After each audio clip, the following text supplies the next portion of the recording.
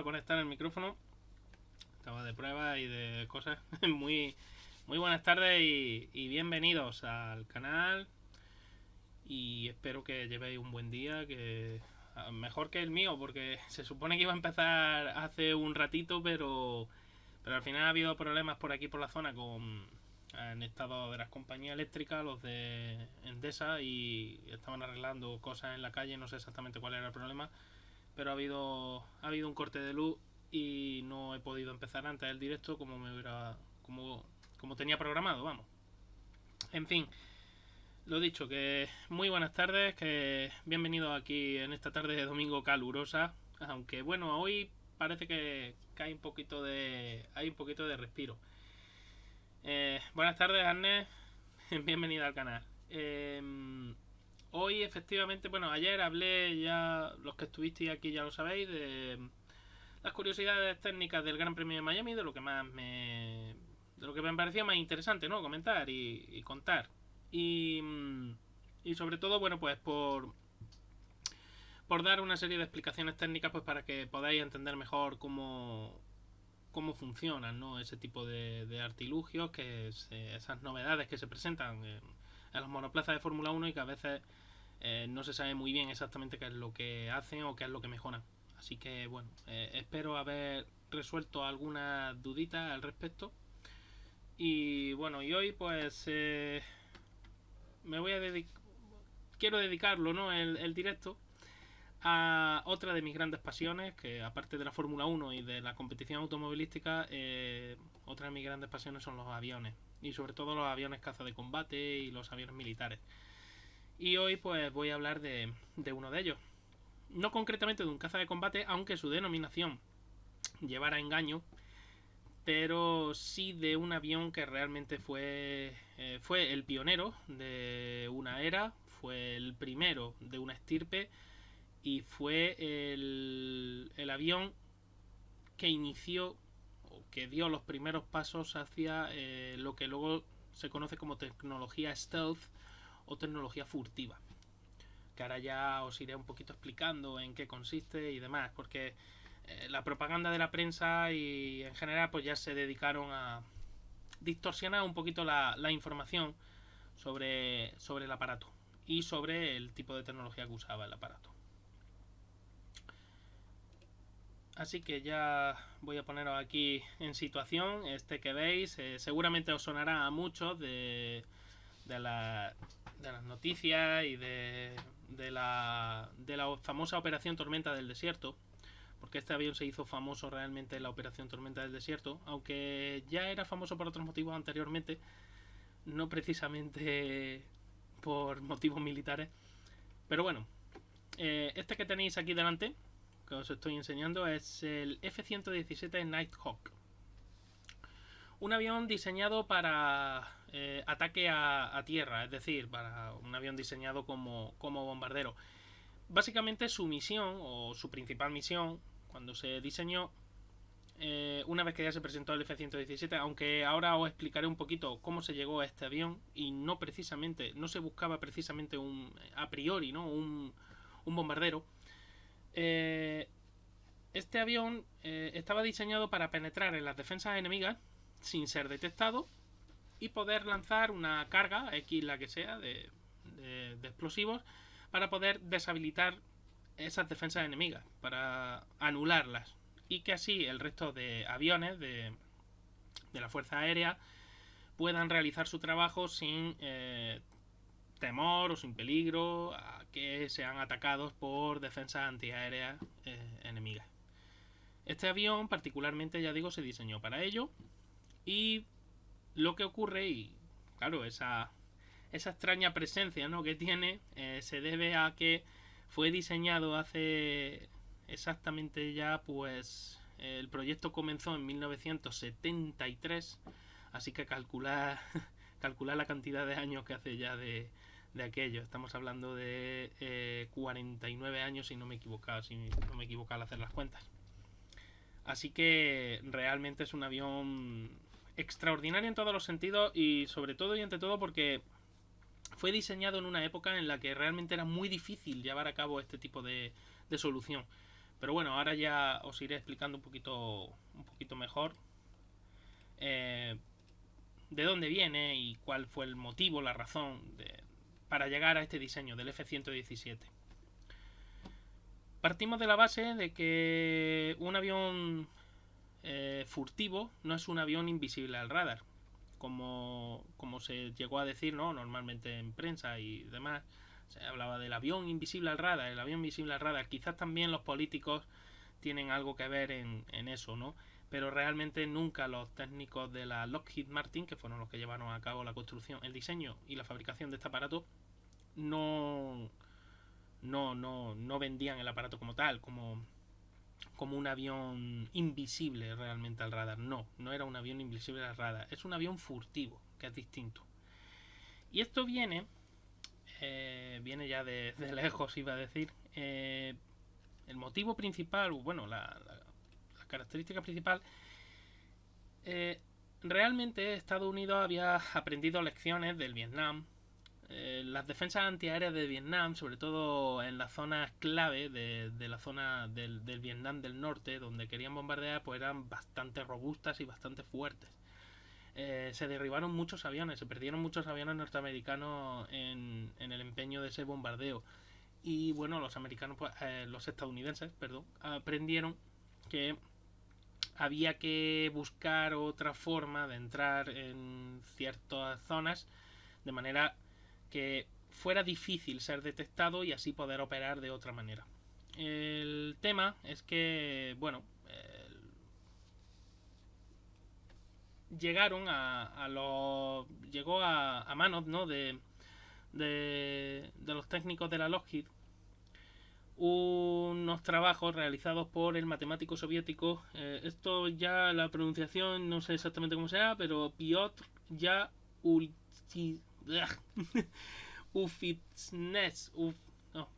Ufimtsev. Joder, qué difícil es. Si no, os lo escribo luego. En un seminario científico del Instituto de Ingeniería de Radio y Electrónica de Moscú, este señor, Piotr,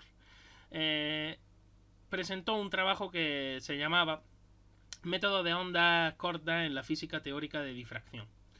Este trabajo era un trabajo matemático en el cual se podía calcular realmente en función de la longitud de onda y de la superficie, de la inclinación de la superficie con respecto a ese ataque de la onda, se podía determinar realmente cuánta de esa energía, de esa onda, iba a ser dispersada, hacia dónde, etcétera, etcétera.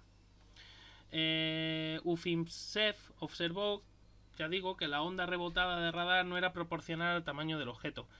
Así que al final dedujo que en una detección de un radar, cuando ese radar manda una señal sobre un objeto X, el que sea, no vuelve toda esa onda que ha enviado el radar, no vuelve al propio radar, sino que gran parte de esa onda se dispersa. Y hay otra parte que sí vuelve al radar original y se traduce en una señal, la cual se ilumina, ¿no?, en una pantalla en la cual el operador de radar puede ver la posición de ese objeto y mediante los diferentes pulsos, cada pulso, pues irá viendo si ese objeto se mueve, si ese objeto está quieto, etcétera. Esto que os lo voy a poner ahora mismo aquí en un segundito, os lo voy a poner ahora mismo en aquí. Tengo que tenerlo aquí, vale. Los sistemas antiaéreos que os he puesto aquí, por ejemplo, para que veáis cómo funciona. Esta es una antena de radar, ese es un lanzador de misil, una antena de radar que manda una serie de señales hacia el objetivo. El objetivo devuelve parte de esas señales, ya sabéis, esa dispersión de la que os acabo de hablar al principio. Ahora después ya lo veremos un poquito mejor. Las ondas de radar, parte de esas ondas de radar vuelven a la antena primigenia y por lo tanto se traducen en una señal electrónica, la cual se lleva a una pantalla en la cual aparece un punto. Ese punto, su tamaño depende de la cantidad de ondas de radar que vuelven, que hacen eco, ¿no?, esas ondas eco de radar. Cuanta más cantidad de ondas de radar vuelvan a la antena origen, mayor será el tamaño de ese punto. Entonces, ¿esto qué significa? Bueno, pues a priori se pensaba, cuando se empezaron a usar los primeros radares, allá por la Segunda Guerra Mundial, se pensaba que los objetos, el tamaño de los objetos, podía hacer que ese punto pues fuera mayor, devolvían más ondas de radar. Sin embargo, ya digo que gracias a los trabajos de este matemático ruso, se descubrió que realmente no era así, sino que parte de esas ondas se dispersaban en otras direcciones y sentidos, y parte de esas ondas sí volvían a la antena de origen.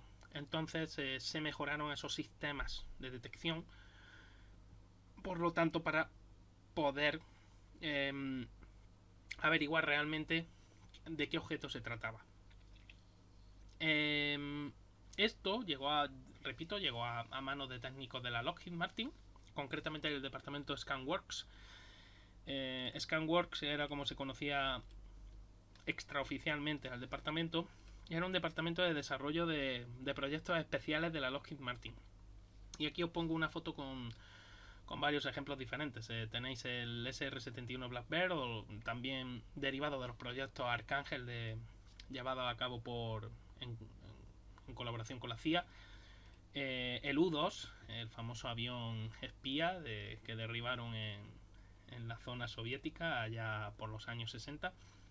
Y el F-117 Nighthawk, que lo tenéis aquí, el avión que se vendió como invisible al radar, que repito, un avión furtivo es aquel que es difícil de ser detectado por un radar, pero no es invisible al radar. Aviones invisibles al radar no han existido nunca. Y bueno, de hecho, esto es una curiosidad, ya que os cuento off the record. El SR-71 Blackbird ya era un diseño que per se intentaba reducir lo que se conoce como sección transversal de radar, o RCS por su sigla en inglés, Radar Cross Section. El tema está en que si tú consigues no dispersar esas ondas de radar, como he dicho al principio, sino reflejarlas y mandarlas en direcciones diferentes, la mayor parte de esas ondas de radar van a volver muy poquitas al radar de origen, y por lo tanto ese punto del que os he hablado al principio será muy pequeñito en la pantalla, incluso pudiendo llegar a confundir al operador de radar creyendo que realmente es alguna interferencia o alguna otra cosa, y no es realmente lo que parece ser. El SR-71 ya buscó en su diseño, en parte, intentar reducir esa firma de radar. De hecho, en la forma del fuselaje y buscaba precisamente eso, esa reflexión. Lo que pasa que estamos hablando de un avión que se diseñó y se fabricó en los años 60, y por lo tanto no se conocían muchas de las cosas que luego más tarde se fueron conociendo. Al final, la mejor defensa del SR-71 fue siempre su velocidad. Realmente era tan sumamente rápido el avión, volaba por encima de velocidades de Mach 3.0, que sí, los sistemas de radar lo detectaban, los sistemas de radar lo enfocaban y eran capaces de localizarlo, pero lanzarle un misil era como intentar disparar a una mosca en el aire. Es súper difícil. Con un objeto que se mueve a tanta velocidad es muy difícil trazar un buen vector para un blanco. Entonces al final, bueno, pues cuando el SR-71 pasaba, se detectaba, sí, pero cuando ya se le iba a lanzar el misil, el SR-71 ya estaba muy lejos, demasiado lejos del alcance. Aparte de la altura a la que volaba por encima de los 25.000 metros de altura. Así que era muy difícil localizarlo y era muy difícil derribarlo. Pues no, de hecho no fueron derribados ninguno en misión. Y el F-117 Nighthawk buscaba eso mismo, es decir, toda esa forma del aparato también buscaba lo mismo. Del Blackbird te puedo decir que se intentó, en parte se consiguió, pero en parte no. Al final los radares lo detectaban como lo que era realmente. También debido al funcionamiento con postcombustión de sus motores, toda esa estela que dejaba hacia atrás también reflejaba ondas de radar, dispersaba y volvían parte de esas ondas.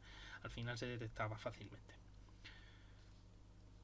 El tema, como te digo, es que todo esto, vuelvo al principio, llegó a manos de la Lockheed Martin, y Entonces se decidió, también en connivencia con DARPA, con la Agencia de Desarrollo de Proyectos Especiales de la Defensa de los Estados Unidos, se decidió en el año 1973 producir un avión que fuera, si no, o sea, invisible al radar no podía ser, pero un avión de muy baja detectabilidad al radar. Y también para probar nuevas tecnologías, esa tecnología furtiva, esa tecnología stealth. En la imagen que os he enseñado anteriormente, que os lo voy a poner otra vez de nuevo, estaba por aquí, aquí. En esta imagen, como veis, tenemos el objetivo, las ondas de radar que viajan hacia el objetivo, del objetivo vuelven parte de esas ondas de radar, y el misil que se lanza primero va guiado por el radar principal, pero luego después va siguiendo, ya digo, ese misil va siguiendo el caminito que el objetivo le va marcando con esa reflexión de esas ondas de radar, ¿no? Esa señal es la que realmente el misil va siguiendo para trazar ese vector de aproximación e impactar con el blanco. En el caso concreto, ya digo, de un avión convencional, ¿no? Digamos, un avión que no es furtivo, la dispersión de ondas de radar hace que genere una buena iluminación. ¿Cómo se llamaría eso? Realmente se llama en el argot iluminar a un objetivo cuando por fin eres capaz de localizar ese, ya no solo localizar ese objetivo, sino también trazar un vector para poder aproximarte a ese objetivo y para poder impactarlo. Entonces, una vez que se ha podido iluminar ese objetivo, se lanza el misil va camino del objetivo, ya digo, repito, porque va siguiendo a esas ondas de radar reflejadas por el objetivo como si fuera un caminito, lo mismo que si fuera un camino. Y el misil impacta a ese objeto. Luego hay contramedidas electrónicas para intentar tratar de confundir al misil. Se puede lanzar chaff, que es como se llama en inglés a las virutas de aluminio que se lanzan al aire para formar una nube, la cual ciega al misil. El misil puede llegar a perder esa capacidad de iluminar el objetivo. También con giros muy bruscos, intentando esquivar, porque los misiles a fin de cuentas no son capaces de hacer esos giros tan bruscos de alta G como si puede hacer un avión, y otra serie de contramedidas electrónicas.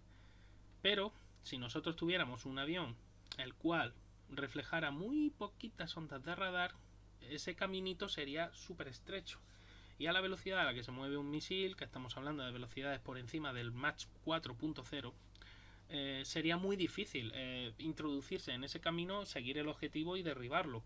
Por lo tanto, un avión furtivo puede ser detectado por un radar, pero es muy difícil que el radar termine iluminándolo. Y por lo tanto, como es muy difícil o casi imposible que el radar termine iluminándolo, no se puede derribar, no se puede impactar con ese lanzamiento de misil, porque el misil no tiene guía, no hay manera de guiar ese misil hacia el objetivo. O ese es el principio teórico. Luego después, bueno, pues al final hay casos prácticos que a la teoría pues la cambian. Hablando de la sección transversal de radar, aquí os enseño un poquito en qué consiste. Veis estos diferentes aviones, veis un B-52 arriba, veis diferentes aviones, un F-4 Phantom por ejemplo, veis también el bombardero B-1, el B-2 Spirit, el F-117 Nighthawk, que lo veis abajo del todo, y veis los diferentes circulitos que marcan lo que sería la sección equivalente de radar. Realmente, a ver, no es tan así, pero sí sería esa explicación que os he dado antes del puntito en la pantalla de radar. Cuanto mayor sea esa sección equivalente de radar, mayor será el tamaño de ese puntito. Aquí podéis ver las diferentes secciones y veis, por ejemplo, que el F-117 es minúscula. Sería la sección equivalente a la que dejaría un pajarito, por ejemplo un halcón o ese tipo de ave en la pantalla de radar. Entonces, claro, es muy fácil confundir eso con otro tipo de objeto volador que no es un avión. En ese caso, como estáis viendo ahí, es muy difícil iluminar ese objetivo, es muy difícil guiar al misil hacia ese objetivo, o casi imposible, y de ahí nace el concepto de furtividad. El El tema está en que, claro, ¿de qué años estamos hablando exactamente de este concepto de furtividad? Pues, os repito, se inició el proyecto se puso en marcha en el año 1973. Las computadoras de aquellos años, pues no hace falta que os diga que su capacidad de computación no tenía nada que ver ni siquiera con una calculadora de hoy día. Con una calculadora científica, me refiero, de hoy día. O con una calculadora ya programable, ¿no? De las de hoy día. Las computadoras de entonces, sus capacidades de cálculo no eran precisamente grandes. Y por lo tanto, bueno, pues había que utilizar todas esas ecuaciones matemáticas para, como os he dicho antes, para esa física teórica sobre ondas de radar. Y había que hacerlo, todos los trabajos, pues era muy tedioso, era muy laborioso y por lo tanto al final, como pasa siempre en ingeniería, hay que simplificar. La simplificación pues lleva también a asumir ciertas aproximaciones, las cuales van haciendo más imperfecto el trabajo que estás realizando. Así que al final, bueno, pues se llegó básicamente a los diseños tipo como este que os voy a enseñar, del primer prototipo del Hub Blue, que es como se le denominó al primer prototipo de avión furtivo. Aquí lo tenéis, que veréis además que hay una curiosidad con este avión de prototipo, además para investigar, para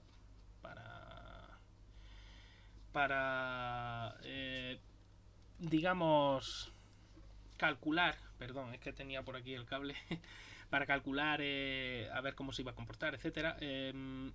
Este primer prototipo, ya digo, todo el diseño y demás, esas superficies facetadas, que es como se le denomina, pues lo que buscaban era reflejar la mayor cantidad de ondas de radar posible. Pero realmente el problema que había era precisamente esos cálculos. Entonces al final había que hacerlo todo con superficies facetadas. ¿Cuál es el problema de las superficies facetadas? Pues que generan muchísimos vórtices incontrolables. Esos vórtices, es decir, el aire le cuesta mucho más trabajo seguir esos caminos y esos vórtices generan inestabilidad natural en el aparato. Por cierto, muy buenas, Carlos. Nada, no te preocupes. Aquí no pongo yo falta ni penalizo a nadie. Si no podéis venir, pues luego como el vídeo está luego disponible, no hay ningún problema. Y respecto a lo que me pregunta Annes, ¿cree que habrá alguna vez algún avión totalmente invisible? Invisible como tal, habría que definirlo. Por ejemplo, invisible al radar, con la mejora que hay actual de los radares, sigo pensando que no. O sea, es técnicamente imposible ser totalmente invisible al radar. Lo que sí puede ser es, repito, de muy baja detectabilidad. Incluso es incluso más importante, más que ser muy furtivo, ser capaz de engañar al radar mediante el uso de ondas electromagnéticas, lo que se conoce como guerra electrónica. Es más interesante el trabajo en la guerra electrónica que en sí el ser tan furtivo. Pero los trabajos que se hicieron en este avión fueron muy interesantes y han llevado a los desarrollos actuales que hay de aviones furtivos, tanto por parte de Estados Unidos como por parte de Rusia y China. Ojo. Pero sí, invisible totalmente no. Y luego invisible ópticamente, bueno, se puede camuflar. Y de hecho, aquí veis, por ejemplo, concretamente llevó una pintura un poquito rara, porque estaban haciendo pruebas y demás con el Hub Blue 1. Se estaban haciendo pruebas también de ópticas, ¿no? Para ver si podía operar de día o no. Al final se decidió que iba a operar de noche, como la mayoría de estos aviones, como ocurrió en su día con el SR-71 Blackbird y como ocurrió con otros. El tema, ya digo. Y veréis otra curiosidad también, porque os he enseñado el avión al principio. Os lo voy a enseñar de nuevo. El avión que os he enseñado al principio, el F-117 Nighthawk. Quiero que veáis bien, que os quedéis bien con la imagen. Veis que los timones de cola, lo que son los estabilizadores verticales de cola, tienen esta forma. Digamos que están inclinados hacia afuera. Sin embargo, en el Hub Blue, en el prototipo Hub Blue, están inclinados hacia adentro. Curioso, ¿verdad? Bueno, esa inclinación hacia adentro respondía precisamente a esa búsqueda de la reflexión de la mayor cantidad de ondas posibles. Es decir, aquí la Lockheed se centró sobre todo en esa muy baja detectabilidad, enormemente baja. De hecho, su competidora, la Northrop Grumman, presentó un avión que, si bien era bastante furtivo, no era tanto como este. Sin embargo, tenía mejores capacidades de giro, de trepada, etcétera. Es decir, era un avión más maniobrable, sin embargo, era algo menos efectivo en cuanto a su ocultación al radar. Este concretamente que presentó la Lockheed Martin, que al final se llevó el contrato, el departamento de Scanworks, el tema fue ese precisamente. Se buscaba con esa inclinación la reflexión de la mayor parte de las ondas de radar. Sin embargo, la inestabilidad del aparato hizo que al final tuvieran que desistir en esa idea y al final buscaron un diseño más convencional con esos timones abiertos hacia afuera. Es lógico utilizar esos estabilizadores de cola abiertos hacia afuera más que cerrados para no generar aquí una zona de presiones altas que pudieran afectar un poquito a ciertos giros y ciertas velocidades. Así que al final, bueno, pues se descartó este diseño, pero os lo pongo para que veáis que se fueron descartando diferentes diseños por diferentes motivos. El segundo diseño del Hub Blue, este fue para probar su baja detectabilidad al radar, y este fue el responsable del, no sé si recordáis, en las revistas alguna revista científica, otras publicaciones menos científicas y más pseudocientíficas también hablaban del famoso proyecto Aurora. No sé si lo recordaréis. Se habló también en programas esotéricos sobre el Aurora. Era un avión supuestamente hipersónico. Y os pongo esta imagen porque precisamente este es el segundo prototipo que utilizó la Lockheed Martin, el Hub Blue 2. Bueno, ellos no lo denominaban así, extraoficialmente Hub Blue 2, oficialmente el nombre es un poco más largo. El tema es que este avión estaba en pruebas pues precisamente para eso, para ver su detectabilidad al radar, para buscar las mejores secciones, las que trabajaban mejor, etcétera, para reducir ese famoso RCS, Radar Cross Section, y bueno, pues poder operar de una manera todavía más furtiva. Al final esto, pues bueno, se transmitió, parte de la prensa supongo descubrió este diseño, y bueno, luego hubo gente que fantaseó. Es verdad que tampoco ayudaba que el avión, primeramente sus primeras pruebas fueran en la famosa zona de Área 51, y que además todas las pruebas se realizaban de noche. Fue un proyecto ultra secreto, se llevó con un secretismo como no se recordaba en tiempo, parecido al del SR-71, y eso tampoco ayudó. Al final la imaginación de la gente fue creciendo y aparecieron una serie de historias a cual más rocambolesca. Pero os digo, yo también, o sea, alguien que sea neófito, que no supiera nada, incluso estando instruido, tú estás haciendo fotografías a aviones de noche, escondido por allí, por el desierto de Nevada, por donde puedas, y de repente ves esto y tú te asustas. Tú dices, ostras, ¿qué está probando esta gente, no? Pues lo mismo debieron pensar aquella gente, y bueno, ya repito que al final pues la imaginación voló. El proyecto Aurora, aviones hipersónicos, y me acuerdo que esta imagen precisamente esta imagen que os estoy enseñando, es muy parecida a lo de aquel famoso proyecto Aurora, un avión triangular con sección muy, muy delgada, etcétera, etcétera. Bueno, pues todo respondía a lo mismo, a ese proyecto Hub Blue. El 117, al final, que se presentó, bueno, os voy a enseñar una imagen también de prueba, porque esta es una imagen que es bastante curiosa y me gusta bastante, en el sentido de que normalmente este avión se le ha conocido al Nighthawk como un avión con pintura que no es negra, ojo, es una pintura que lleva partículas de hierro y es un gris profundo, pero no es negro, porque precisamente un color negro sí se ve mejor, o el ojo humano es capaz de verlo mejor en la noche que si fuera un color gris oscuro, ¿no? Es más difícil de verlo. Por ejemplo, el SR-71 Blackbird, aunque se le puso el mote, ¿no?, de Blackbird, en realidad no era negro. La pintura era una pintura de un azul muy profundo, muy oscuro, cercano al negro, pero no negro. Entonces era más difícil de ver en la noche. Y este avión se pintó también con una pintura que la última capa era de un tono gris muy profundo. También precisamente para eso, para poderlo hacer, entre comillas, invisible ópticamente en la noche.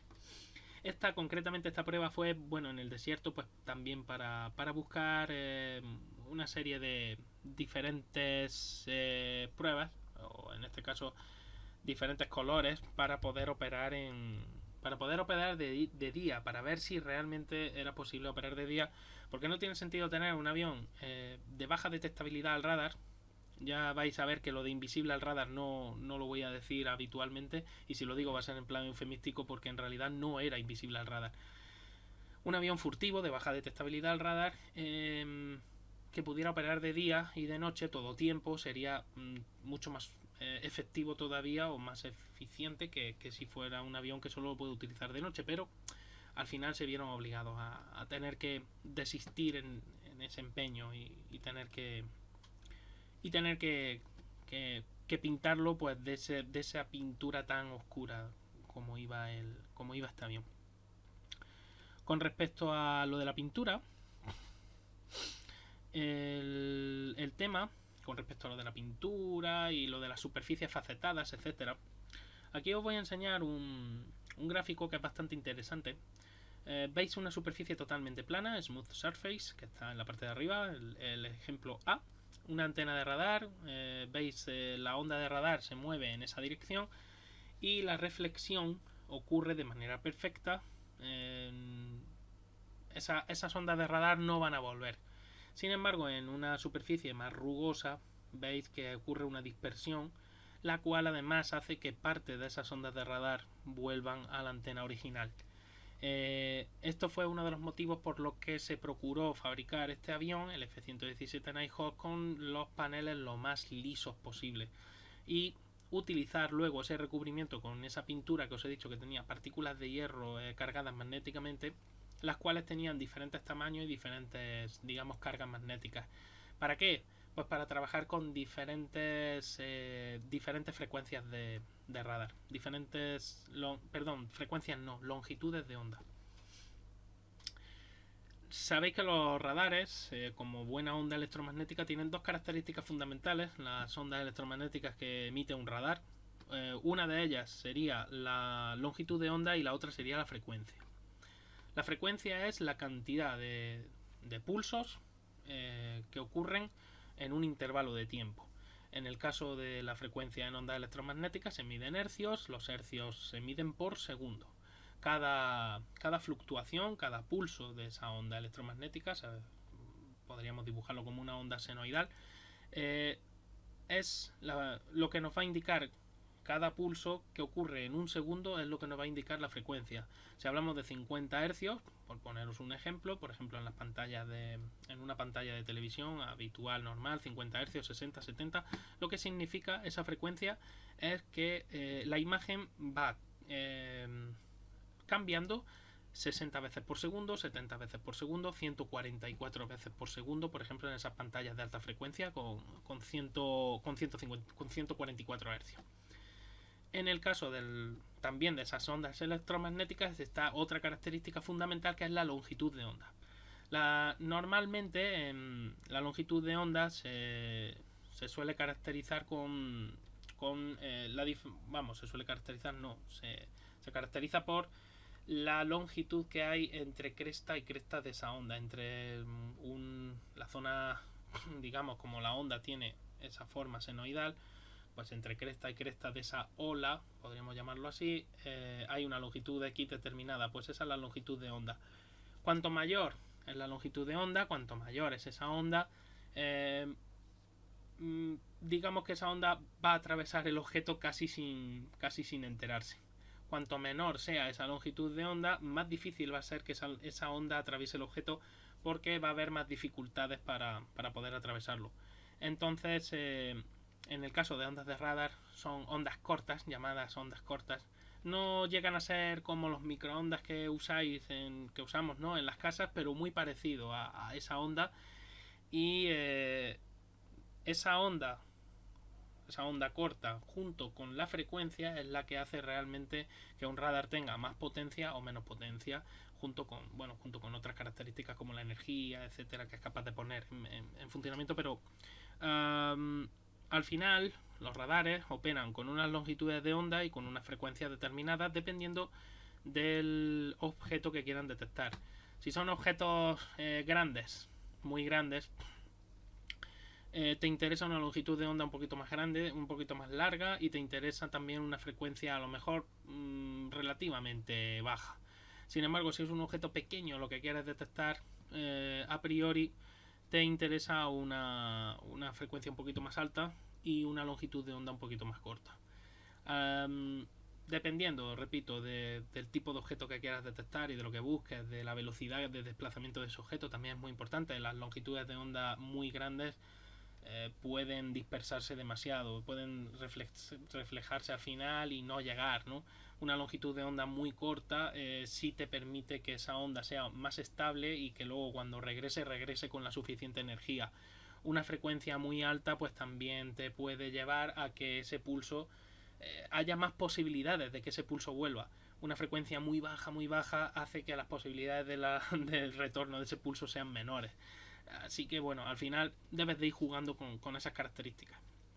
Y en el caso de los aviones furtivos, pues ya repito, se utilizaba esa superficie totalmente lisa porque se había descubierto que efectivamente eran capaces de reflejar mejor esas ondas de radar. Depende, de nuevo, de esa longitud de onda de la que he hablado y de esa frecuencia. Pero en general reflejaban la mayor parte de esas ondas de radar. Y las que no se reflejan, ya digo, la pintura que se utilizaba con esas partículas de hierro absorbían esas ondas de radar, las dispersaban y terminaban por absorber la energía, transformarla en calor y que esas ondas no volvieran. En principio el funcionamiento parecía bastante seguro y los técnicos estaban muy confiados en que el avión era muy difícil de detectar por las ondas de radar. Sobre todo por las ondas de radar, aunque el avión también tenía otras tecnologías para ser furtivo, baja detectabilidad también al infrarrojo, con protecciones en la salida de los motores y en otras zonas del vehículo. Aquí os pongo la imagen de fabricación del F-117 Nighthawk. Estaba fabricado en materiales composites avanzados, estructura de titanio, titanio y aluminio, indistintamente. Un avión que tampoco pesaba mucho, pero tampoco podía cargar mucho. Y repito, era un avión que su diseño aerodinámico lo hacía bastante inestable. Ahora enseñaré un grafiquito para que veamos realmente por qué era inestable. Por cierto, muy buenas tardes, Betty, que no te había dicho nada. El avión, ya digo, era un avión fabricado en materiales bastante avanzados para la época. Y bueno, se buscaba también la reducción de peso. Era un avión que además, debido a esa furtividad, o entonces como se quería entender esa furtividad, los motores no disponían de posquemador, entonces era un avión relativamente lento. De hecho, es un avión que comparado con el B-2 Spirit, con el bombardero que luego más tarde se diseñó y se fabricó ya con computadoras bastante más potentes, era un poquito más lento. Su velocidad máxima era un poquito menor a la del B-2 Spirit. Entonces estamos hablando de una cosa bastante extraordinaria. La denominación F-117 también, Fighter. Normalmente Fighter, la denominación F, se utilizaba para cazas de superioridad aérea. FA o F, ¿no? Dependiendo del tipo de avión. Sin embargo, en este caso concreto, ya desde el principio el avión se diseñó para ataque a tierra. Debería de haberse llamado A-117 o incluso hasta B-117 hubiera sido también una denominación habitual, pero decidieron despistar un poco a los espías rusos con esa F. Otra curiosidad del aparato es que, como os he dicho antes, no llevaba posquemador, por lo tanto el avión pues no iba a alcanzar grandes velocidades. Y otro tema que tenía es que el avión era, como todo, tenía que tenerlo oculto dentro de las superficies facetadas para evitar esa detectabilidad al radar. El tema es que te quedaba menos espacio para depósito de combustible y para otra serie de elementos. Al final el avión tenía una capacidad de carga de combustible bastante baja y una capacidad de... O sea, sí tenía capacidad de repostaje en vuelo, era necesaria.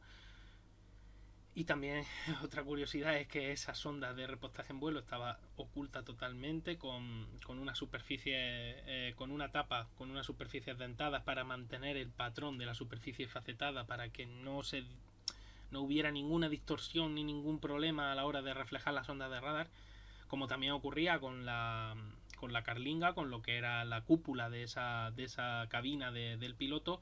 También tenía esas superficies dentadas que se solapaban con las superficies ya facetadas del aparato, para no cambiar el patrón de esas superficies, para poder seguir reflejando esas ondas de radar sin ningún problema.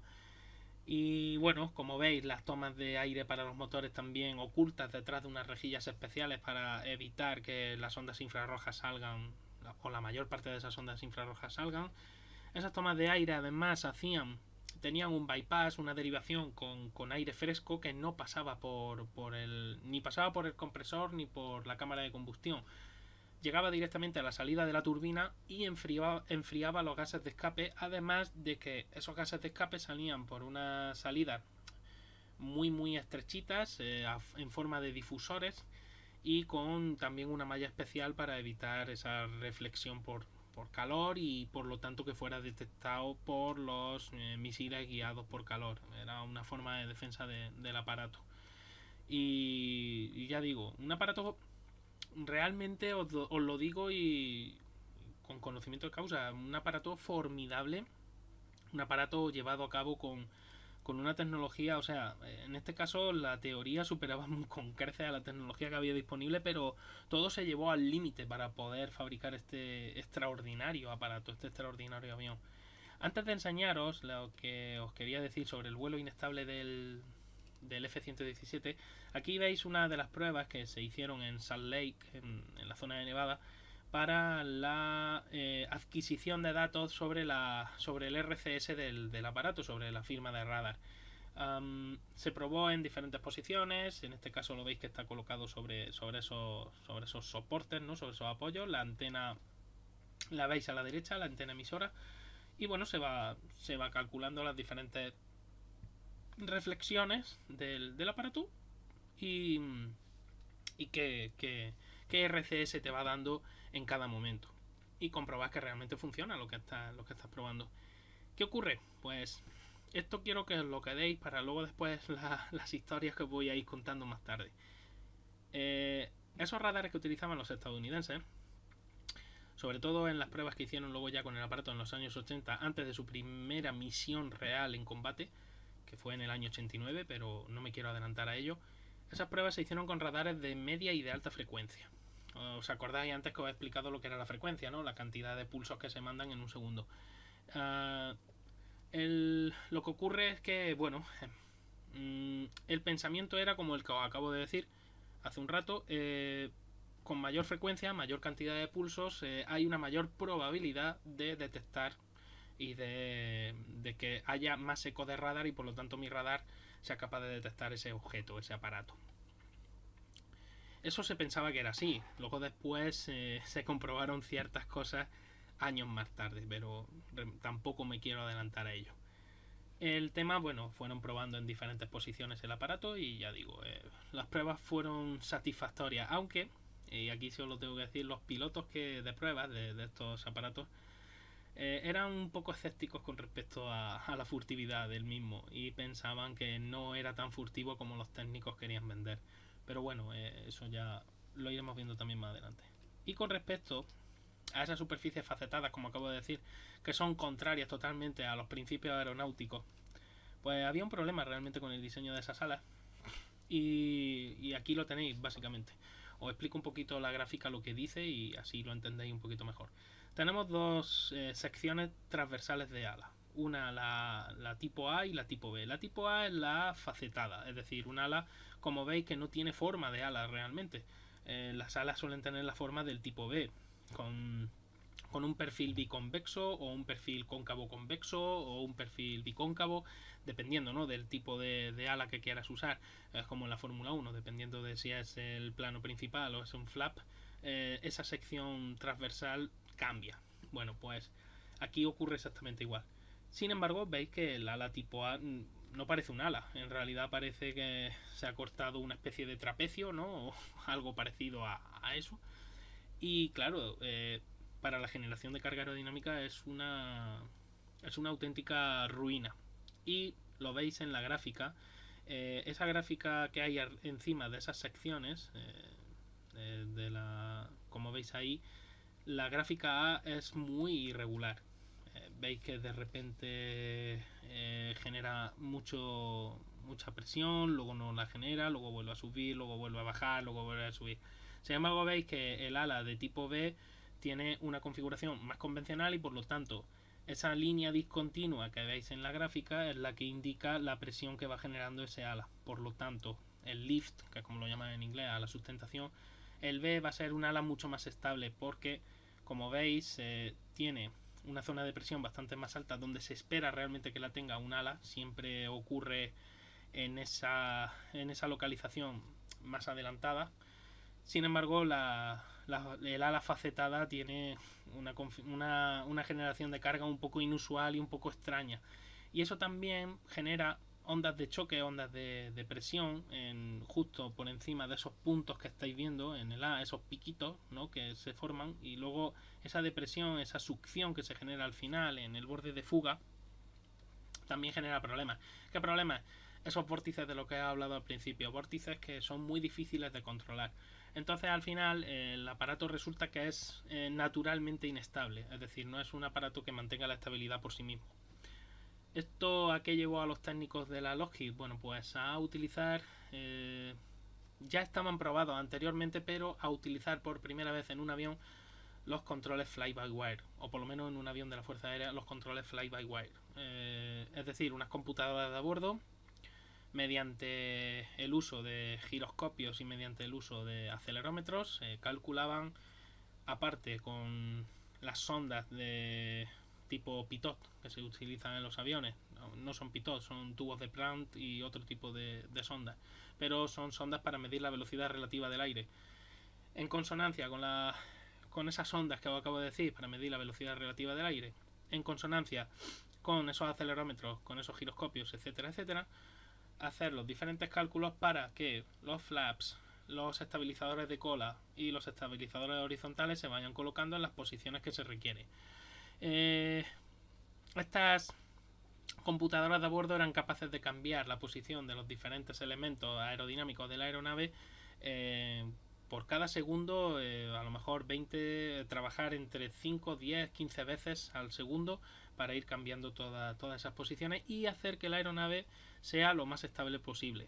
Sin el uso de esas computadoras, la aeronave no sería posible de pilotar por parte de ningún piloto humano, porque no tendríamos esa capacidad de reacción para poder actuar en las diferentes superficies.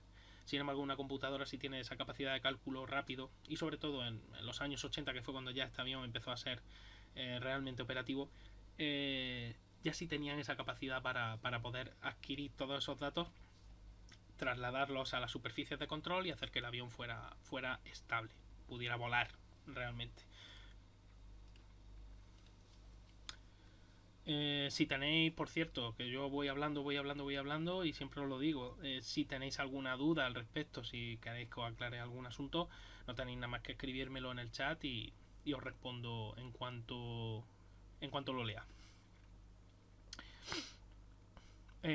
Os iba a enseñar esto. Esta es una imagen del F-117 repostando en vuelo. Repito, era necesario porque podía cargar una pequeña cantidad de combustible, no podía usar tanques adicionales porque eso arruinaría totalmente el concepto de avión furtivo y haría que su RCS aumentara mucho y por lo tanto fuera detectable. Entonces no podía usar tanques de combustible externos, era un concepto totalmente fuera de lugar, y por lo tanto, bueno, tenía su sonda de abastecimiento en vuelo situada en la parte superior, como veis aquí, detrás de la cabina del piloto. Y sí, era necesario reabastecerlo en vuelo porque su rango de actuación era un poquito por encima de los 800 kilómetros. Estamos hablando de una distancia muy pequeña. Así que bueno, el avión realmente pues tenía ese problema, ¿no? Pero bueno, aparte de eso, para mí me sigue pareciendo una auténtica maravilla. No es un avión estéticamente, porque como ha dicho antes Carlos en el chat, que le parece un avión bonito pero que es antiestético, efectivamente no es lo que la gente espera del diseño de un avión. Es decir, a ti te hablan de un avión y tú esperas las redondeces típicas del ala, las redondeces típicas del fuselaje, etcétera. Sin embargo, tú no te esperas ver esto. Esto en realidad parece más un diamante que han cogido, le han puesto unas alas y ala, lo han echado a volar, ¿no? Dicho mal y pronto. En este aspecto, el F-117 la verdad es que era todo menos convencional. Y hacer volar, sinceramente os lo digo, hacer volar un aparato con estas características aerodinámicas, conseguir que ese aparato fuera capaz de volar, para mí personalmente es un logro enorme, a la altura del proyecto Arcángel y del SR-71. En cuanto a dificultad, el SR-71 y los proyectos Arcángel, recordad que eran aviones que volaban por encima de los 25.000 metros de altura, iba a decir de los 80.000 pies de altura, de los 25.000 metros de altura. Aviones que volaban por encima del Mach 3.0, y os lo digo, la fricción, el calor que se generaba en esa altura, la necesidad del titanio, ese titanio que no se había trabajado nunca a esa escala ni con esa forma, todos los procesos industriales que hubo que ir ideando para poder fabricar ese SR-71 Black Pearl y los anteriores a 12, a 11, etcétera, realmente fueron un logro industrial y técnico impresionante. Bueno, pues este F-117 creo sinceramente que está a la altura de esos logros que ya se consiguieron anteriormente. Y de nuevo tuvo que ser Scanworks y la Lockheed Martin la que lo hicieran posible. Muy buena Fuente del Cierzo. Un Fórmula E, ¿no? De nuevo, pero bien hecho. Pues mira, voy a ser sincero con respecto a lo del Fórmula E que acabas de decirlo. Este avión me gusta más que el Fórmula E en cuanto a estética también. el, el tema, ya digo, para mí fue un logro extraordinario el hacer volar este avión. Os preguntaréis si es un bombardero con... Si no podía cargar las bombas fuera, ¿cómo lo hacía, no? O con qué armamento...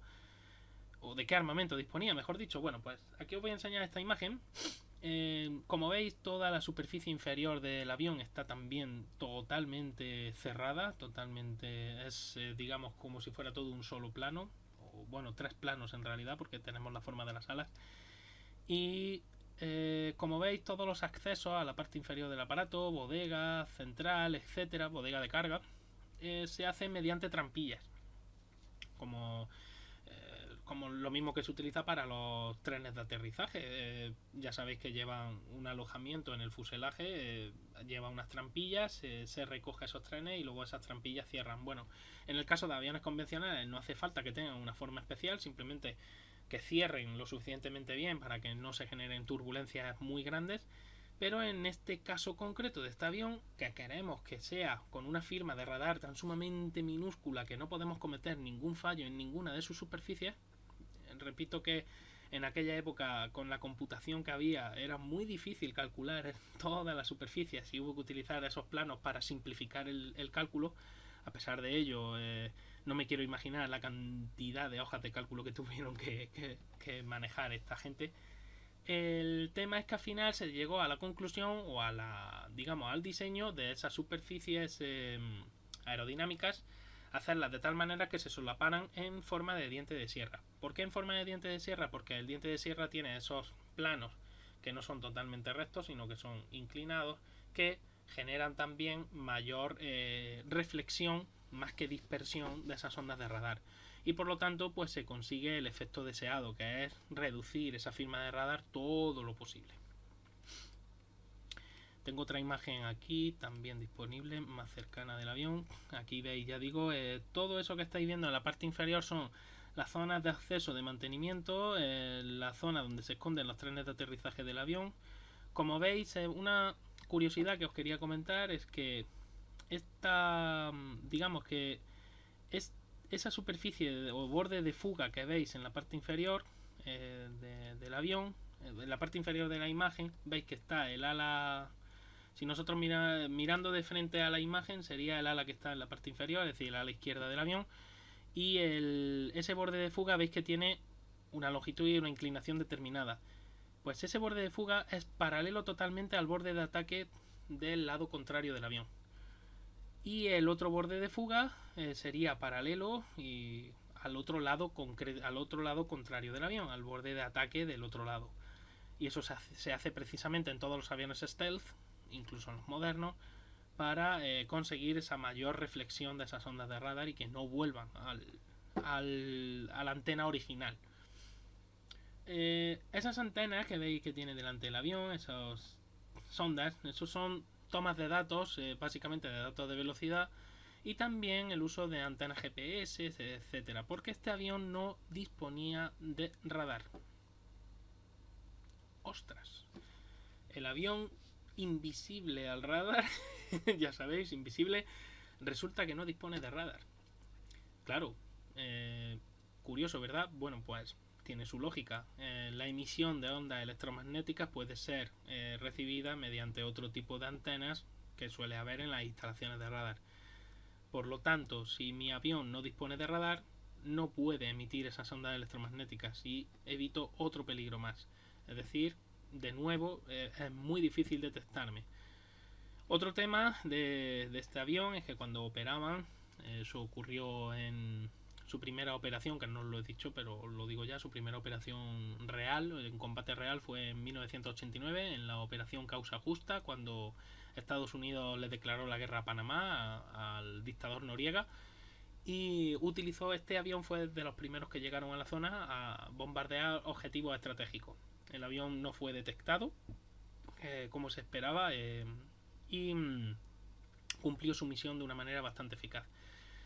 Pero diréis, bueno, y si no dispone de radar, ¿cómo detecta los objetivos? ¿Cómo es capaz, ¿no?, de llegar a un objetivo y lanzar la bomba que aloja? Que por cierto, es un avión que, como os he dicho antes, no puede cargar mucho peso, no dispone de mucho espacio en las bahías interiores, pero sí puede cargar, y se diseñaron bombas específicas, bombas guiadas por láser, GBU Pathway, guiadas por láser, que las bombas podían llegar a cargar hasta 2000 libras aproximadamente, una señora bomba, y podía cargar hasta 2 cada avión de estos. Es verdad que es una capacidad de ataque muy limitada, pero bueno, podía llevar bombas bastante potentes y era un avión muy preciso, y os voy a explicar por qué.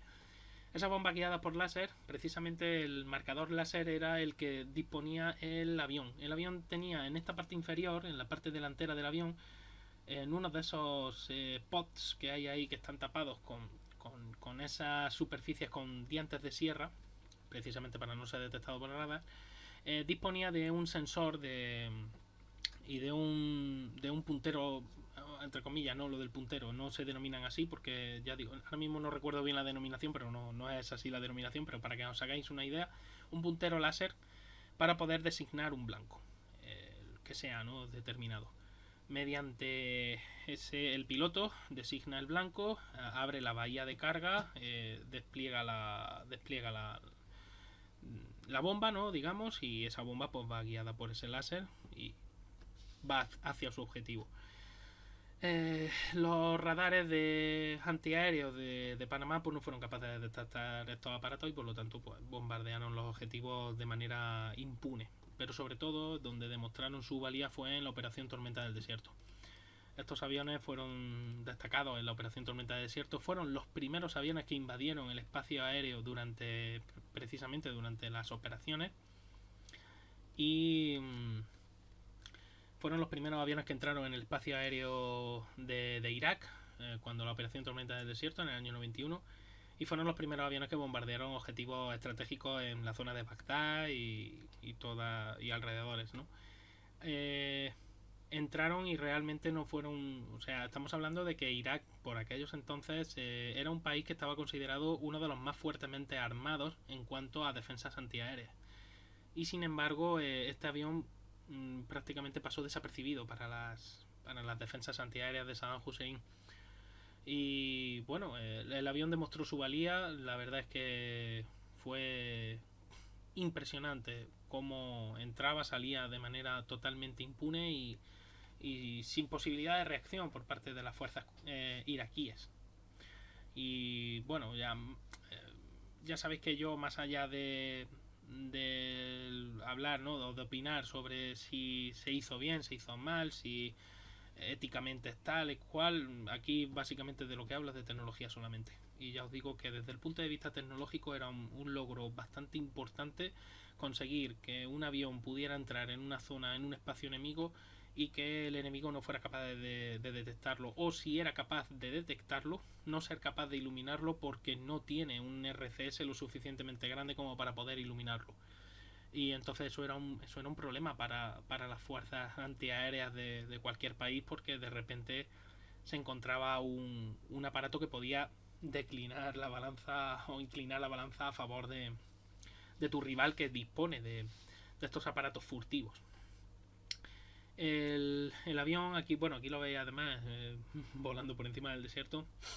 Os repito, era un avión, la verdad, muy impactante en aquella época, y eso que los elementos de vuelo que utilizaba eran totalmente analógicos al principio, porque disponía, de hecho, para abaratar, aunque el proyecto fue bastante caro, para abaratar algo los costes de proyecto se utilizaron piezas ya disponibles y elementos ya disponibles, sobre todo en la cabina del piloto, en cuanto a los diferentes instrumentos de navegación y a los instrumentos para lanzamiento en este caso de las bombas del avión.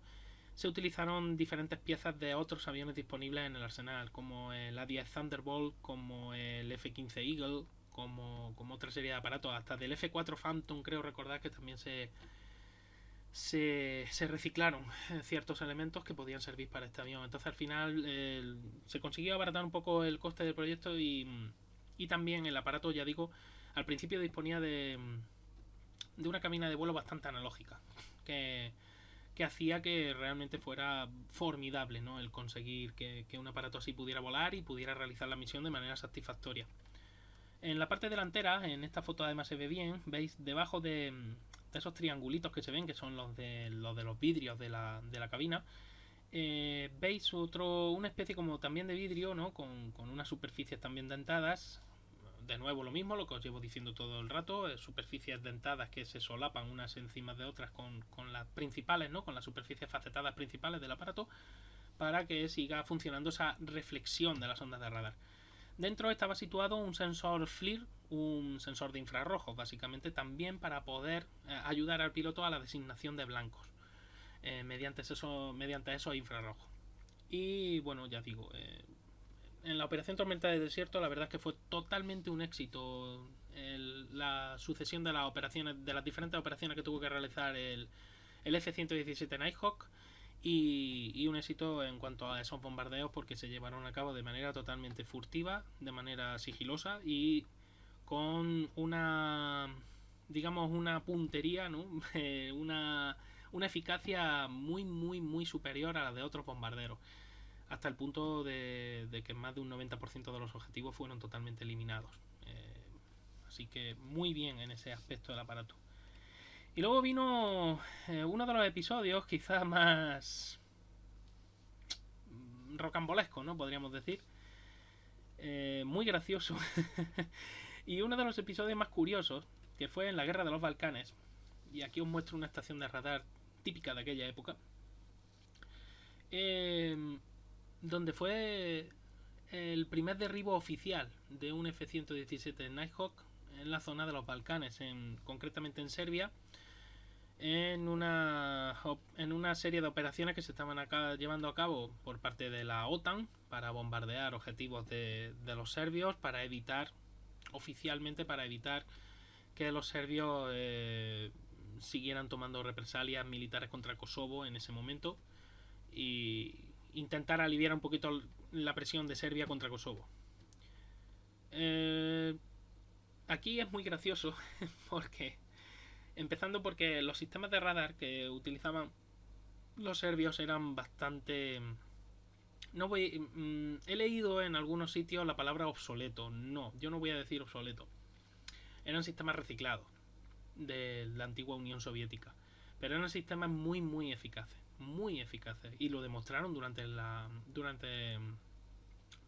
operaciones, en el teatro de operaciones en Kosovo, en Serbia, en toda la guerra de Bosnia, Herzegovina, etcétera.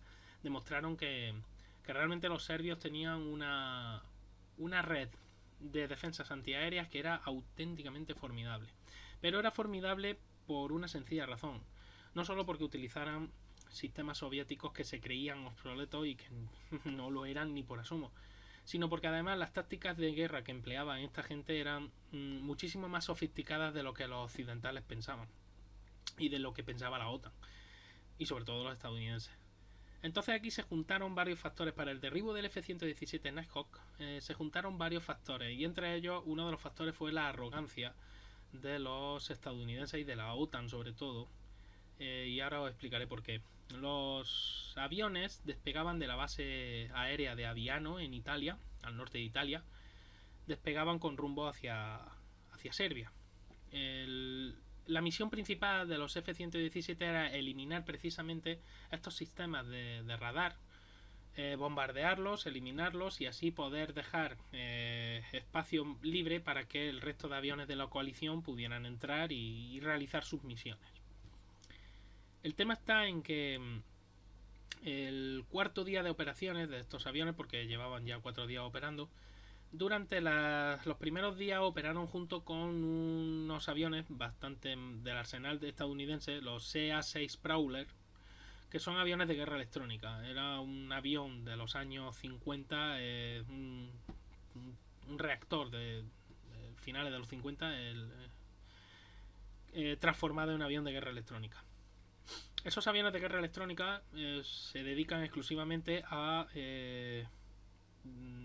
conocéis lo que son los jammers seguramente, que son esas antenas de radar que se utilizan para cegar, ¿no?, al radar que está intentando iluminarte. Ese jammer lo que hace es, entre comillas, freír los sistemas del radar y pues eso, evitar que te pueda detectar básicamente porque lo ha cegado. En el caso de los EA-6 Prowler, realmente ese era su trabajo, cegar esos sistemas de radar para que luego los aviones equipados con misiles antirradiación, los famosos HARM, AGM-65 por ejemplo, Maverick, que es uno de ellos, y otro tipo de misiles, HARM, que se llaman en la denominación, que son misiles antirradiación, lo que hacen es que mientras el avión de guerra electrónica tiene cegado ese radar, el otro avión enfoca o ilumina, ¿no?, a ese radar precisamente, y el misil ya se encarga de seguir esas ondas de radar. Simple y llanamente es un misil de ataque a tierra que ataca exclusivamente a esos radares de alerta temprana o radares de guiado de misiles. Depende del tipo de radar que estés atacando en ese momento. Y en el caso de los serbios, ya digo, tenían muy bien aprendida la lección. Los radares no los situaban siempre en el mismo sitio, iban moviéndolos de un lado a otro continuamente. Era muy difícil detectar dónde estaban los radares, era muy difícil saber realmente dónde estaban. Y luego tenían una buena red de espionaje, los cuales tenían muy bien controlados los vuelos desde Aviano. Al final los serbios, en poco tiempo, fueron capaces de trazar las rutas que utilizaba la OTAN para ir a bombardear los objetivos X, los que fueran, ¿no?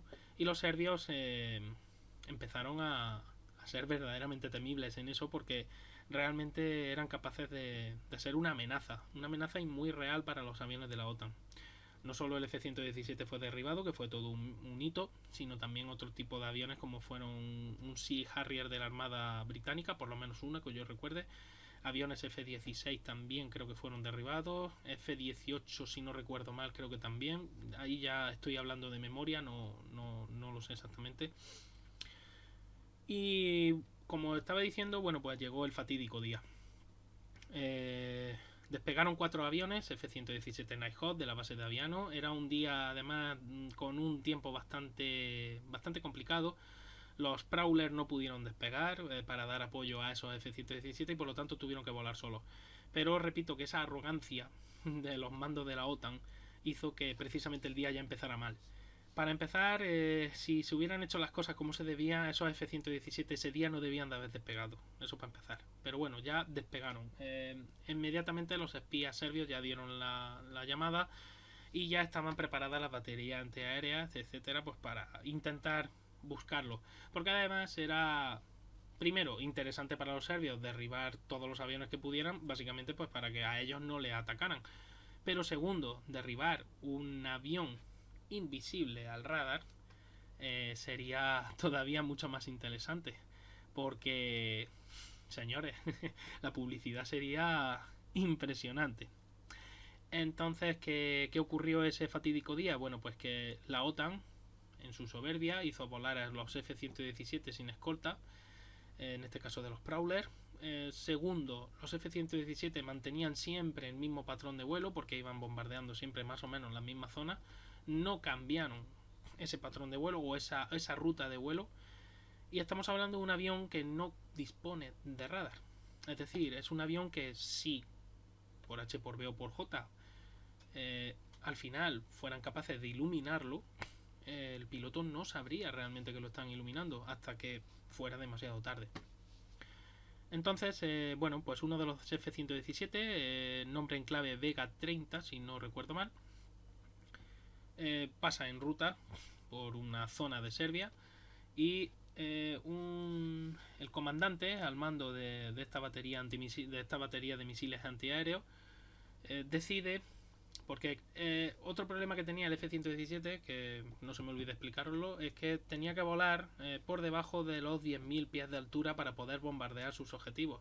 Era un avión, repito, que no disponía de radar, sí tenía un sistema GPS y el sistema de navegación inercial para poder guiarse en el espacio aéreo. Tenía ese marcador láser, ese designador láser, y sí disponía del FLIR, porque claro, el avión operaba de noche básicamente, pero no era un avión que no disponía de radar, por lo tanto no podía iluminar objetivos en tierra. Al final sus bombardeos eran con bombas convencionales, aunque en este caso fueran guiadas por láser o guiadas por infrarrojo. El tema es que este Vega 30 pues estaba relativamente cerca y además en rango visual. Entonces al final los serbios, aparte de que ya el comandante de esta estación de radar ya estaba preparado y ya sabía que el avión tenía que pasar a esa hora en concreto, bueno, pues fueron capaces de visualizarlo. Lo segundo que ocurrió es que decidieron mandar señales de radar.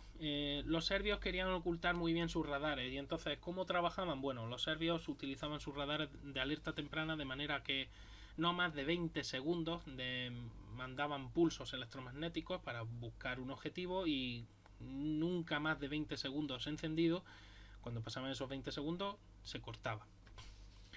Luego otra vez volvían a intentarlo, etcétera, etcétera. En este caso concreto, este piloto, bueno, pues al principio mandaron varias señales de radar. Además, pusieron a trabajar en conjunto varios radares en la zona.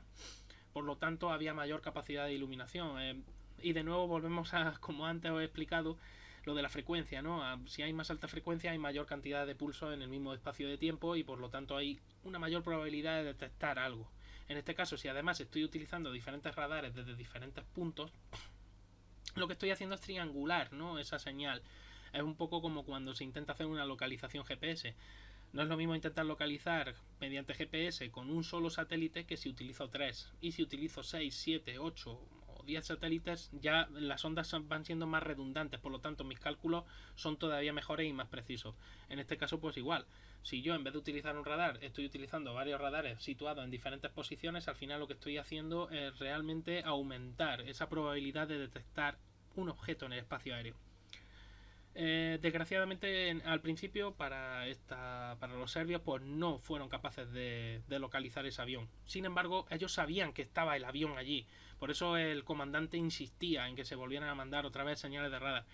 El comandante lo que seguramente a lo mejor no sabía es que el avión de alerta temprana, el AWACS, tampoco estaba operando por la zona porque, si no recuerdo mal, tuvo algún pequeño percance o algún problema que le impidió acercarse lo suficiente a la zona como para poder detectar señales electromagnéticas, que también hubieran alertado a los pilotos de F-117 y hubieran abortado la misión. En fin, los pilotos de F-117 siguieron adelante creyendo que estaban relativamente seguros. Y lo que no esperaba este piloto de Vega 30 era que al final consiguieran iluminarlo. Al tercer intento, este piloto tuvo la mala suerte de que consiguieron iluminarlo porque empezó a abrir las bahías de carga de las bombas, porque ya estaba muy cerca de su objetivo. Ya tenía más o menos localizados los objetivos, ya había descendido por debajo de los 10.000 pies de altura, por lo tanto todavía en rango más visible, y el avión ya había sido triangulado mediante todos esos radares y ya sí habían conseguido detectarlo, pero todavía no era suficiente para iluminarlo. La trayectoria del avión fue la que hizo el resto. El avión se fue acercando cada vez más a ese radar, a uno de los radares, que estaba operado por el comandante que os acabo de decir. Los nombres que no los recuerdo ahora, tendría que haberme preparado la chuleta mejor, pero no he podido, no he tenido tiempo. Y el tema fue que al final por fin pudieron iluminarlo durante un breve espacio de tiempo. Y pudieron iluminarlo porque el radar encargado de hacer esa tarea utilizaba señales de muy baja frecuencia. Y tú dirás, bueno, pero si tú me has dicho antes que con la alta frecuencia se puede detectar más fácilmente. Claro, pero esos radares estaban operando en una onda muy muy corta. Estamos hablando de ondas realmente muy juntitas en el espacio, muy pequeñitas, pero con muy baja frecuencia. Entonces, es una onda que se puede, digamos, enviar de una manera mucho más estable, y esa onda va a regresar con mucha más energía. Por lo tanto, va a ser más fácil generar ese caminito del que te hablaba al principio de todo este vídeo, para que el misil pueda seguir ese camino hacia el objetivo. Esa muy baja frecuencia con lo que operaban, que no esperaban los estadounidenses que se operara con esa tan baja frecuencia, fue la que permitió por fin que el avión furtivo, el avión invisible al radar, por fin fuera capaz de ser iluminado, y por lo tanto se pudiera lanzar ese misil, ese SA-3, denominación OTAN, también llamados Pechora, hacia el objetivo, hacia el Vega. En este caso, además, los serbios este señor quiso asegurarse el tiro lanzando 2 misiles en vez de 1. Por fin consiguieron, en este caso consiguieron además iluminarlo con esa onda tan corta y con baja frecuencia, porque además sabían perfectamente la trayectoria del avión. Repito, la OTAN no cambiaba los planes de vuelo, no cambiaba esa entre comillas carta de navegación, no, por decirlo, ese plan de vuelo. Y por lo tanto, pues claro, el avión siempre llevaba el mismo rumbo. Al final los serbios no son tontos y se dan cuenta, ¿no?, de que ese avión siempre va a ir para el mismo lado. Hay versiones que dicen que el comandante no sabía si era un F-117 o era otro tipo de avión, que se enteró luego cuando fue derribado. Hay versiones que dicen que sí, que sabía perfectamente que era el F-117.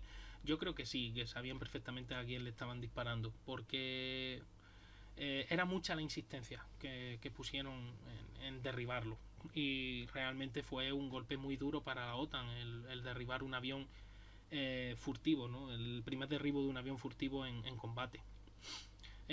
Por cierto, el misil que lo derribó fue el segundo. El primero pasó muy cerca de la cabina del piloto, pero el piloto fue capaz de esquivarlo. El piloto, por cierto, se enteró que lo habían iluminado cuando ya los misiles subieron casi a su altura, atravesaron un manto de nubes que había en medio, y vio que los misiles iban en trayectoria de colisión hacia él. Entonces ahí fue donde se enteró realmente que lo estaban iluminando. Intentó hacer una maniobra evasiva, le funcionó con el primer misil, lo que pasa es que estamos hablando de un avión con unas características que lo hacían precisamente muy torpe para ese tipo de menesteres. El segundo misil sí. El segundo misil provocó daños estructurales en el avión, de tal manera que desgarró toda la sección de un ala y provocó que el avión entrara en pérdida, en barrena. El piloto eyectó. Luego hubo toda una operación de rescate para el piloto, por cierto, que sirvió luego para hacer una película. El piloto tuvo que esconderse, etcétera, etcétera. Bueno, todo un lío para rescatarle. Y bueno, los restos del avión al final, al contrario de lo que marcaba la doctrina entonces, que hubiera sido bombardearlo, como aquello enseguida se infectó además de población civil y todo, los estadounidenses no tuvieron más remedio que desistir y dejar los restos del avión allí a merced de los serbios, que vendieron parte de ese aparato a los rusos. Y bueno, a priori se piensa que fue el primer contacto real con tecnología furtiva por parte de militares de fuera de lo que es la coalición, la OTAN. Probablemente los rusos ya estaban en conocimiento de esa tecnología furtiva. No digo que la dominaran, simplemente que tenían conocimiento de que Estados Unidos, cómo aplicaba Estados Unidos, mejor dicho, cómo diseñaba esos aviones con tecnología furtiva. y vamos, más que nada porque los servicios de espionaje funcionan para eso precisamente. Pero realmente ese derribo permitió que a Rusia pues le llegara toda esa información sobre la tecnología stealth. Estados Unidos pensaba que, debido además a esos trabajos del del matemático ruso en esos años 70 sobre las ondas de radar, Estados Unidos pensaba que Rusia también tendría vastos conocimientos sobre el tema, pero a Rusia no le interesó tanto ese tema como sí el tema de bombarderos estratégicos y otro tipo de tecnologías. Sin embargo, esto, pues repito, que le vino muy bien. Al final recabaron toda esa información que pudieran con el uso de ingeniería inversa. Y bueno, Rusia su primer avión furtivo ya lo presentó en el año 2008, si no recuerdo mal, o 2009, que era el proyecto que ahora se ha convertido en el T-50. No, T-50 es el Sukhoi S-50 o T-50, no recuerdo bien ahora la denominación, pero vamos, avión furtivo muy parecido al F-22 Raptor.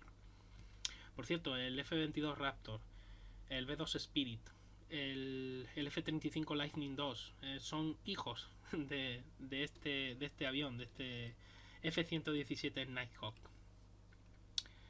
Y bueno, aquí esta era una de las imágenes, otra de las imágenes del derribo del avión. Aquí lo veis, los restos del avión, militares y serbios y demás, y población civil incluso que se acercó a la zona. Bueno, pues aquí veis lo que quedó del avión, con muy dañado.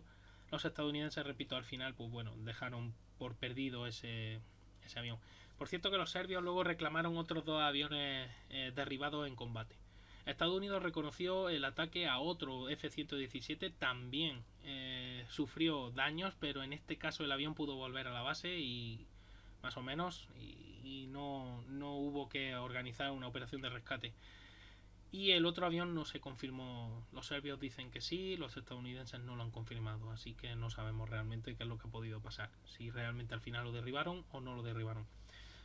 ¿Significó este derribo el final del F-117? Pues al contrario de lo que se pensaba, ¿no? Y tal, no, realmente no. El F-117 siguió operando luego en la Operación Libertad iraquí en 2003. Esto recuerdo que fue en el año 1999, en las operaciones en Kosovo y la zona de Serbia. Y luego, ya digo, el avión siguió operando en 2003 en la Operación Libertad iraquí, bombardeando también objetivos de los terroristas islámicos. Y estuvo oficialmente operativo hasta el año 2008, cuando ya la Fuerza Aérea pidió su retiro, pero el Congreso de los Estados Unidos pidió que se mantuviera todavía, no en activo, pero sí preparado, digamos, para volver al servicio activo. Y esto fue, pues, digamos, un poco, o ha sido, o fue el detonante de que todavía a día de hoy haya aparatos con capacidades plenamente operativas, por lo menos lo que es para el vuelo. Y se piensa, parece ser que se sabe, que el aparato se sigue usando incluso hoy día, no ya en operaciones militares, porque no es necesario su rol, pero sí para entrenamiento, debido a que tanto China como Rusia disponen ya de aparatos stealth, de tecnología furtiva, comparable a la que dispone Estados Unidos. Y por lo tanto estos aparatos servirían como entrenamiento para los nuevos pilotos de esos cazas F-22, F-35, frente pues a una posible amenaza rusa con ese Sukhoi, o a la amenaza china con su avión furtivo también. Entonces, bueno, en ese aspecto pues se siguen usando, ya digo, siguen estando algunos aparatos operativos. Y nada, por mi parte, pues poco más que contarte. Espero que os haya gustado el vídeo, porque creo que es un avión realmente formidable, un avión que marcó un antes y un después realmente en cuanto a la furtividad y a la tecnología stealth. Y os iba a dar algunas características, porque os he dicho antes que era un avión que podía cargar poco peso. Fijaos si podía cargar poco peso, que por ejemplo su peso en vacío era de 13.380 kilos aproximadamente. Su peso cargado eran 23.800 kilos y ahí el peso cargado hay que incluir el combustible que cargaba más la carga en bombas. Como máximo cargaba tenía 2 bodegas internas con un punto de anclaje, es decir, al final solo podías cargar 2 bombas. Y bueno, tenía una amplia variedad de diferentes bombas y dispositivos JDAM guiados por GPS, por láser, infrarrojos, y un avión que sus medidas eran bastante más grandes de lo que hacen parecer esas fotografías. Su longitud era de 20 metros, su envergadura de ala era de 13,2 metros y su altura de 3,8. Era un avión bastante bajito y, como veis, una superficie bastante compacta. Un avión además que tenía, como he dicho antes, 2 motores turbofan, los cuales no tenían posquemador. Su empuje era de 47,2 kN. Estamos hablando de aproximadamente 4.720 kilos cada uno de fuerza. Su velocidad máxima, que no la he dicho antes, operativa, eran 993 km por hora. El B-2 Spirit es capaz de alcanzar los 1000. Por eso digo que andaba un poquito por debajo del B-2, pero el B-2 es un bombardero que carga tiene una capacidad muchísimo mayor, es un bombardero mucho más grande. Su alcance era aproximadamente os he dicho antes, unos 1.722 kilómetros. Antes había dicho 800 kilómetros. No es verdad, me había equivocado, estoy mirándolo ahora. Su techo de vuelo 13.000 metros. Era un avión que no tenía potencia para poder llegar muy alto. Tampoco se le iba a exigir porque se suponía que era un avión que era de muy baja detectabilidad, por lo tanto no iba a necesitar tener que huir a esas alturas. La carga alar no era alta debido a esa compacidad y ese uso de materiales especiales. Eran 330 kilos por metro cuadrado. Es una carga alar suficiente para un caza de combate. Sería una carga alar aceptable. Sin embargo, bueno, era un avión, como he dicho antes, que no era ágil, porque su relación empuje-peso es de solo 0,4. Para ponerlo en perspectiva, por ejemplo, un F-15 Eagle con el motor, ya cuando le colocaron el motor, el F-100, el moderno, un F-15 Eagle tenía un empuje por encima de 1, una relación empuje-peso por encima de 1, en este caso 0,40. Entonces, bueno, un avión que se queda corto, ¿no? Para las características de lo que es un avión con denominación F, un avión fighter. Y bueno, por mi parte ya os digo, poquito más que contaros. Tan solo deciros que espero que os haya gustado el aparato, y que os haya gustado también el directo. Y nada, ya por mi parte pues vamos a hacer la raid. Vamos a ver con quién os dejo. Pues os voy a dejar, mira, hacking y ciberseguridad, por si os interesa. Os voy a dejar con esta gente, a no ser que tengáis alguna petición especial. Si no, pues os dejo con ellos. Y voy a cambiar la imagen. Vamos a dejar una que me parece muy icónica de este aparato. Y esta va a ser la imagen que voy a dejar para despedirme de vosotros. Muchísimas gracias por la felicitación por el programa. Espero que os haya gustado. Yo la verdad es que lo he disfrutado muchísimo. A mí este tipo de aparatos me encantan, y la historia que hay detrás todavía más. Así que en ese aspecto buscaré seguramente incluso más información sobre otros aparatos también interesantes, y hacer más programas. De momento ya os voy a dejar con los chicos de Securiters, que estaban hablando precisamente de hackeo informático, etcétera. Ya que yo he estado hablando de guerra electrónica, pues mira, algo que no es que tenga mucho que ver a priori, pero algo hay. Y me voy despidiendo. Muchísimas gracias por haber estado ahí, muchísimas gracias por vuestro apoyo, y no olvidéis eso, pues seguir el canal, y si queréis aportar algo al canal, pues bienvenido sea. De nuevo, muchísimas gracias. Nos vemos en el próximo vídeo. Chao.